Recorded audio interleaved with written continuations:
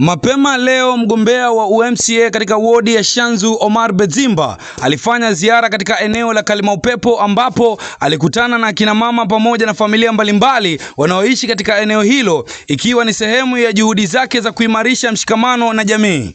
Tunashukuru leo kwa mheshimiwa kututembelea, na naombea Mungu uchaguzi ujao mchague, na pia tutafurahi kwa chakula, Mwenyezi Mungu amsaidie. Katika mkutano huo, Omar alitoa msaada wa vyakula ikiwemo unga kwa kina mama wenye watoto nyumbani, akilenga kuwasaidia kukabiliana na changamoto za kifedha hasa katika kipindi hiki cha likizo ya shule ambapo mahitaji ya familia huongezeka. Mangu Bizimba, Zimba mupigire ni mdoha. Kura mnumangu hata mimi nami nipate cheo.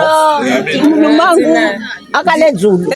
Akina mama waliopokea msaada huo walionekana kuwa na furaha tele, wakieleza shukrani zao kwa hatua hiyo na kusema kuwa msaada huo umekuja kwa wakati mwafaka, huku wakimpongeza Omar kwa kujali hali ya wananchi wa kawaida. Siwezi sema ati mama zangu tutawabadilishia maisha yenu, mtakuwa matajiri, mtakuwa nini.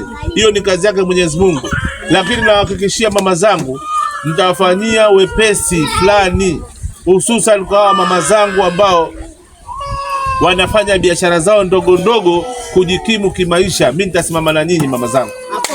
Akizungumza na wakazi hao, alisisitiza umuhimu wa wananchi kujiandikisha kama wapiga kura ili waweze kushiriki kikamilifu katika kuchagua viongozi watakaoleta maendeleo katika wodi ya Shanzu. Sema ya kwamba Kalimaupepo nimeishi na Kalimaupepo ndo nyumbani.